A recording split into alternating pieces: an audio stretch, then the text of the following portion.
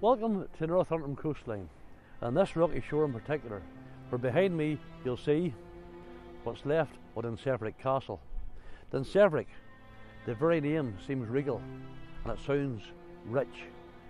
This is the seat of the kings of Dalriada. We don't know much about the history of the Dalriadan kings, or where they came about, obviously Riada being the first of that royal line. But we do know that they reigned for here, a very, very important kingdom. Important to us who live here in this area, because it's arguably the only Ulster-Scots kingdom ever. Reason being that part of the territory of Dalriada was here in Ulster, and the rest of it was in the western shores of the country we now call Scotland. And although I can't go through all the kings of Dalriada, we do know that the last king to reign Dalriada for this part of the kingdom here in Antrim was King Fergus Mór MacCurrach, or Fergus the Great. And Fergus was here with his family and his entire realm before him when he took the decision around about 500 AD to move lock, stock and barrel across the sea to the other part of the kingdom and the other side of the sea. Now the Picts who lived on the other side of the sea referred to these people who came with Fergus as the Scots. So arguably Fergus and the people of Antrim who moved across there gained Scotland her name. The rest, I suppose, is history.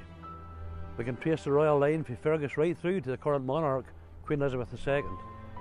The people who live in Dunseverick today are very proud of their Ulster-Scots heritage, their Ulster-Scots history and their Ulster-Scots language. You wouldn't hate to travel too far from Dunseverick, where we're standing today, to villages and towns like Bushmills, Dervick and places like this, to hear the people speaking in that rich Ulster-Scots language of their forefathers.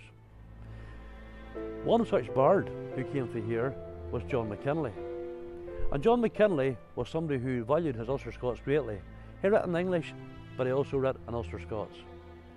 We don't know much about his origins or his personal life, but we do know that in 1811 he was writing in verse, because when he published his first book of poems in 1819, he referred to how he began writing 8 years previously.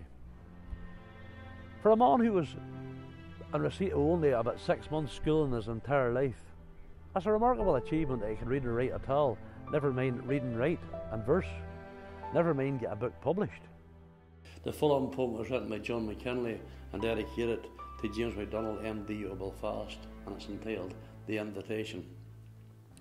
Now spring and fall's a genial year, and birdies sing sae sweet to hear. Will you along our shore appear, I wish for thee?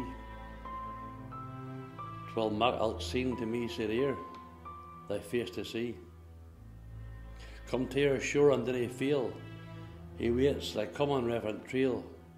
You'll get frae him a kindly hail, and welcome dear. He has in store what I'll detail, they follow here. When Bruce first felt the sting of death, what he had gathered free frae scathe, he did to reverent trail bequeath, he had nae mair, and then to heaven resigned his breath, and left him air. For by his, what odd to tell, a split row that bolt that fell, that caused a loud infernal yell, O Michael's foes, that up the jaws of burning hell we all its throws.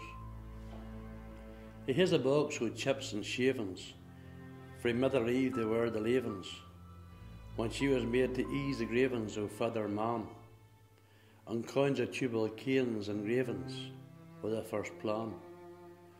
O Aaron's rod he has a bud, O Adam's apron bib a dud, O Solomon crown with the brightest stud, you may be guessing, O Jacob's venison the fod, while won the blessing.